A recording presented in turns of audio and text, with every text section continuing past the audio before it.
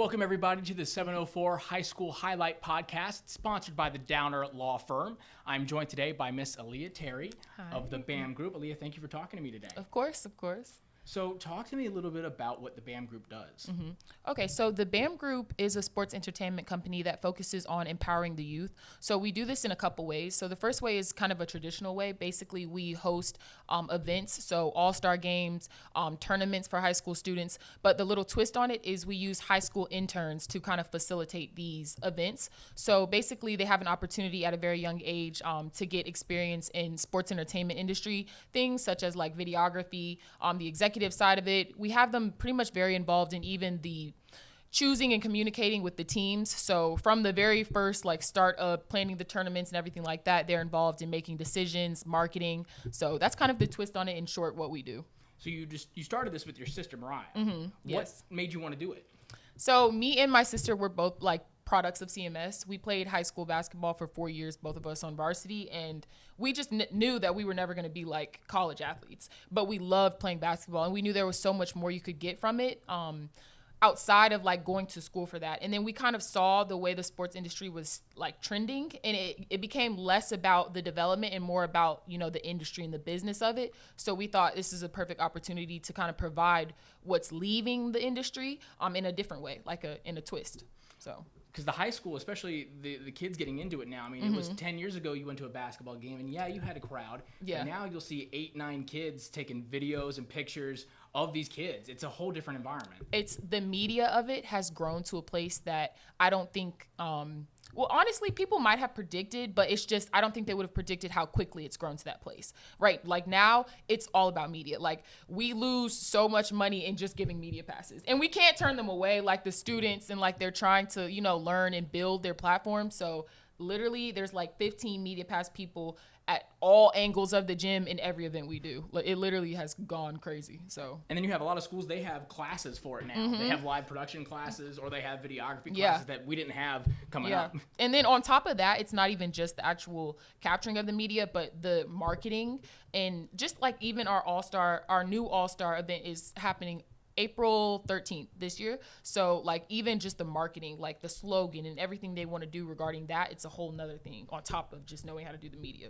So because you had the girls basketball all-star game last year, right? We actually had both the girls and the boys. Okay. So that was the first all-star game for high school students in Charlotte. So that was pretty big for us. And it was pretty successful. So now we're trying to take it up a notch with this one. And it's funny because I remember last year when it happened, and I was like, wait a minute, what is it? I've never even heard of this. We missed it completely because we didn't even know what was happening. Yeah. And like I said, this year, I don't want to give away too much, but we are adding a little twist. So we're doing all-star cheerleaders too. Really? Yeah. So we really think of the sports industry as a commodity. Everybody, we started in basketball because that's kind of what we knew and grew up on, but we think there's all-stars all over Charlotte in every single sport. So the cheerleaders, competitively, they do a lot that doesn't get broadcasted in collaboration with the actual basketball teams. So we're high school cheer, we have a place for you guys to come out and compete. Now, did your mom influence that a little bit? I know she was a cheerleader in high school. She actually didn't. We came up with the idea on our own, and then she kind of helped facilitate the contacts we needed to execute it. So how much did growing up with your dad as a coach as well, and then your mom, and now your dad's a coach even more so at the second level? Yep, Chicago State, yep. How much has that influenced your decision to try to also move into the HBCU realm as well? We like you said, we grew up as coaches' daughters, so we were always kind of in the background of conversations, and we were always thinking, they're making a killing, but we could do this.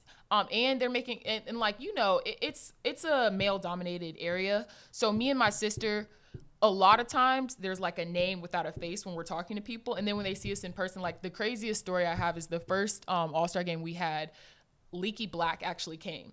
And everybody was like, do you know, he's there, da, da, da. He goes to Chapel Hill. And I'm like, oh, we should ask him to take a picture. And we go up and we ask him to take a picture. And he's like, oh, whose tournament? And we're like, ours. And he's like, wait, no, whose tournament? And we're like, oh, ours. And I'm just this literal 5'3" girl looking up. And he's blown away. But he congratulated us and everything. So I say all that to say, growing up, we kind of knew that it was like what we were getting into in a sense. Like we knew how the people acted, the stakeholders. We knew like what they cared about, what we would have to deliver for them to even give us a chance. So I'd say it gave us an edge for sure. And then we grew a genuine love for like what it can do for you. Because like I said, we knew we weren't going to be college athletes. Like I never wanted to be, but I grew so much in playing basketball and like just sports, the development, that I was a competitor. And I knew what it's like to like your spot could get taken. And some people grow up and, you know, go to college and they don't know what that feeling is. And when they get there, they don't know how to handle it. So I would say that helped us a lot. But you also have the added benefit of, you know, what the players are looking for in a tournament space because you were in that realm. And then I think it really was set up like me. I have 3 sisters. So my youngest sister, Aliyah Terry, she's actually in high school now, still playing basketball. So it's kind of like we had my oldest sister who had all the means and was going to graduate on time to really like pour into it financially and have the time. I was in that middle ground where I still kind of knew what the high schoolers liked, but I was in college. So I had, you know, the contacts and the network.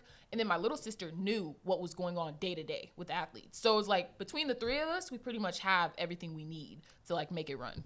But the landscape of especially Charlotte basketball from the time your older sister was in it to where now your younger sister is night and day. Literally, it's grown so much. And I used to think that being from Charlotte was like, but it's actually a cheat code now because of how much Charlotte is growing and just the things that are coming to Charlotte, even the banks. Like I do a lot of pitch competitions. So with Truist Bank and like, you know, just a lot of pitch competitions, and the way that Charlotte keeps popping up in every single answer is like amazing. So I know we're in the right place. With all that oversaturation, though, there's so many tournaments out there, especially in that holiday window. Yeah. And I know you had the Winter Classic as well. Yep. What do you try to do to set your tournament apart? So we really, really focus on like differentiating ourselves with like specific tactics based on the tournament. So for example, for this one coming up, it's not going to be like a regular all-star game just where the sporting event is the main attraction. It's going to be an event. Like it's a show. It's entertainment. Like we say things like make basketball fun again, because people are doing all this. They're transferring, they're reclassing, like they are draining the genuine funness for the kids out of it. So when you do stuff like cheer off, when you do stuff like fake beef, you know, narratives, things like that, you bring the fun back into it for a high school student. And then we pull in other things like collaboration with some of our partners and sponsors to help bring in the supporters of it. So, and with the COVID happening in the way like your average student athlete can't really get recruited, it's kind of like if they have an opportunity to be seen by some coaches, they're really going to take that because the transfer portal is. So for a few years, like high school athletes aren't going to get the same opportunities that they would have. So we try to bring in, you know, some coaches to get, so really giving them exposure. So that's kind of the way we differentiate ourselves. So you've thought of like, you know, like even including 3-point contests or like dunk contests? Yeah. Stay tuned for the All-Star Game halftime shows. Cause yeah, if you're interested in all that, and you know, we really are trying to, I don't know the word, we're really trying to like help the student sections, like the people that come out and are in the student sections, North versus South. We got something for you guys. That'll be really cool. Yeah. Because I mean like I remember, so I went to Providence High School. Okay. And I'll out myself a little bit. When we were there, I mean, the only person we've had in Providence High School is Antoine Jameson. There was a good time frame where we really did not have a great basketball team, and we would not have any kids in the stands. Yeah. But even I go now, like to a Providence basketball game, it's packed. Yeah. Every school, no matter what their level is packed. That student section. And I played against, she goes to Yale now. I'm not really familiar with her name. I'm almost certain she went to Providence too. Yeah, because she was good. Yeah, we were like, oh, you gotta guard her full court. But yeah, no, the student sections, like, it's almost key. You gotta have the atmosphere to make it work. So and you found that out in COVID where you could hear a pin drop. It was so uncomfortable. You could hear a pin drop, and you could hear parents would be yelling at the refs. You could hear every word they say. Players, you could hear every single word they say. And so now you want to bring that sound back in. Yeah. And people are looking for that. That's the thing. Like people, they're going to events, but in not getting what like, it's not hitting the spot that they want hit, which is that connection without really like sitting down talking to people. But there was a point in time in high school basketball in Charlotte where you could go to a gym and it felt like it was a vibe. It was a certain energy in the gym, and there was real competition and it was real excitement. And that has kind of, for some teams, you know, we got North Mech doing their thing. We got a couple teams that it probably is that way in the gym. but high schoolers are looking for that vibe back. So Absolutely. I mean, you're getting Kevin Durant going to Myers Park game. Like, it's ridiculous. Yeah. And we got some pretty big name players like in the Charlotte area right now. Sir Muhammad, Isaiah Evans. I mean, they are huge, and even in the women's way as well. Yeah. You've got a lot of different talent there. So, being in that realm, do you think the kind of repopularization of women's basketball has also helped you in this industry? Oh my goodness, we love it because we love it so much. Like I said, when we grew up, male dominated, and it still very much is. But even to be on the back end of it, like the girls on the court are doing their thing. But even on the back end, the amount of deals we do with other women and the amount of conversations that are being had with other women has blown our minds, because when we started, it wasn't looking like that. And our team, straight women. Aside from my dad, who is now coach at Chicago State basketball, we started it with like my sisters, my mother, our aunts. Like those were the people, you know, in our first tournament working on the ground level. So like to see it changing, to see it shifting. We even just saw that stat that the LSU versus South Carolina, that game, it's huge, way more views than the Celtics game. And I was like, yeah, the tables are turning. Entertainment is going to be entertainment. So whichever one is more entertaining is going to really take so I'm happy about that. I think like it's working in our favor. It's amazing. So for the All-Star game, it's the CMS schools or the public schools? Well, we're doing it a little weird this year because of the amount of talent that's like in the surrounding areas. So it's the Charlotte surrounding areas. Okay. So starting Monday, some of the players that have committed will start dropping. So you'll be able to see them at the TheBamGrp, the Instagram page and the Twitter. So yeah, starting Monday, you'll be able to see some of the people who are committing. But yeah, it's the surrounding areas. So how are those players selected? So there's like a criteria list that's on our website based on, you know, rebound stats, but there will be an opportunity to vote for players. So that'll start the 15th of February, and then it'll go through, I think, like about a week where you can vote on our website and like nominate people. So it's a mixture of straight stats and like what we can look at, hard evidence, and then the people's vote. But it is public schools, or is it private? Yeah. Okay. Public and private schools. Okay, it is. Yeah. So is it northern Charlotte region versus southern Charlotte region? Yep, north versus south. But you'll still throw in there like Cabarrus County, Union County, those kind of areas? Yep, Okay. literally. So talk a little bit about your time at A&T. What did you learn from both a business standpoint and also an HBCU standpoint that you were kind of bringing into this group?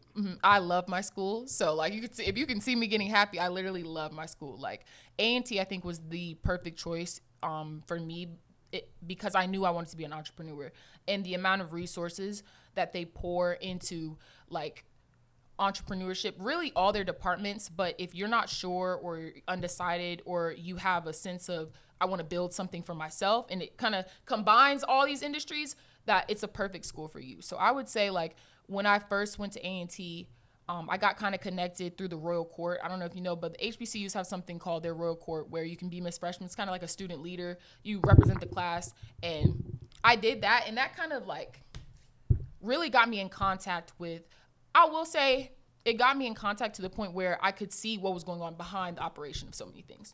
I got to do my first service project, which was House of Hoops. So it's basically a homelessness drive, but the basketball team came and put on a show. So I was thinking about doing like basketball events my freshman year before we even really did our first ever event. And then there were so many people who poured into me like the way you can take ideation and really create and execute something. Like Mr. Wiggins is a great shout out. He's had something called Family Dinner every Wednesday where he would bring in an entrepreneur from A&T and they would drop gems, like things that we needed to know, and they'd be so willing to help. And then on top of that, just going to A&T, the atmosphere, there's so many people trying to do something that 9 out of 10, if you network across, it might be more helpful than networking up, honestly. Like we're all just growing at the same time. So, yeah. Is that what motivated you to try to include those high schoolers in the internship realm? Yes, actually, and it's crazy because three of the high schoolers who were interns for us now go to A&T. So we walk around and we're like, you know, like just watching them unfold and like some of the things that we taught them, and like it's amazing. Like they actually go there now. They're freshmen. We check in on them, and yeah, so it's like seeing the growth, and they're at my school. Like they were clearly influenced by how much it helped me. I love to see it. So delve in a little bit on some of their responsibilities. What were the things they were doing?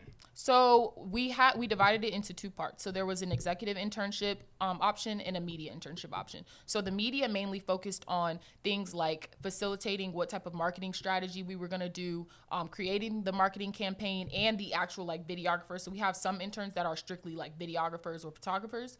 So that type of thing. And then we also try to help them with like college readiness, stuff like that. So wherever they wanted to go, really anything. Some of them have businesses, so we try to help them scale that using the BAM group. So like if you're a photographer, you can charge, like you can say, hey, I'll be at the BAM group, this, that, and the third. If you want pictures, this is my pricing. So you can, we try to help them scale it. And then on the executive side, they work mostly with my sister in like gathering the teams, the paperwork, filing for our nonprofit. So things like that come with a startup. That's what they focus on.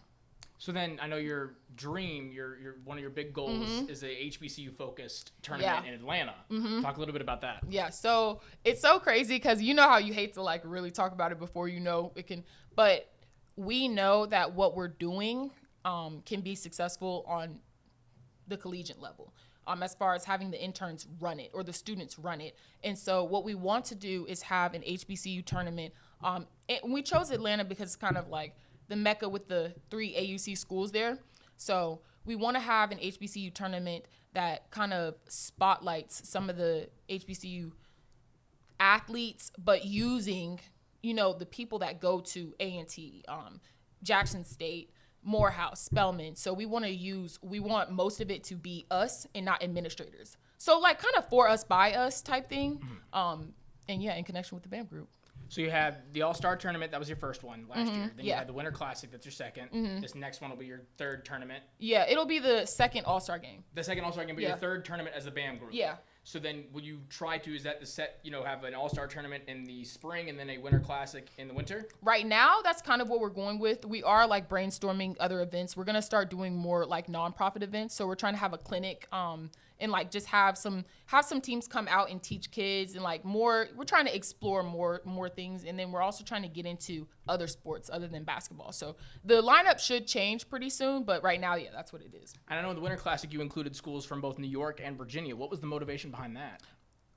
We really wanted some competition. We really wanted some people to come out, because we know like growing up, we went on so many trips with our dad. We were like little kids in a candy shop. We would go to DC, we would go to like Tennessee, and we saw firsthand what it did for teams and like how close they got. And I know anybody who played for Coach Terry between like West Charlotte and Olympic, they will vouch that they got so close, and it was like, it's unbelievable. So we wanted that experience for other teams. And that was like one of the motivating things. Other than that, we really wanted it to be local because they bring more people when it's local. But yeah, that was kind of the motivation for having them come out. Absolutely. So then lastly, if you do get that Atlanta-based tournament off the ground, will Chicago State be one of the teams that you're going to have play in it? For sure.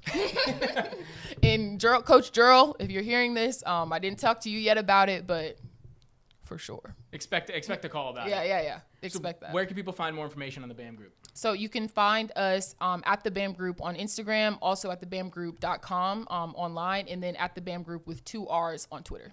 So stay tuned because they're going to be dropping the lineups for this All-Star game in the next few weeks, you said? Yeah. Fantastic.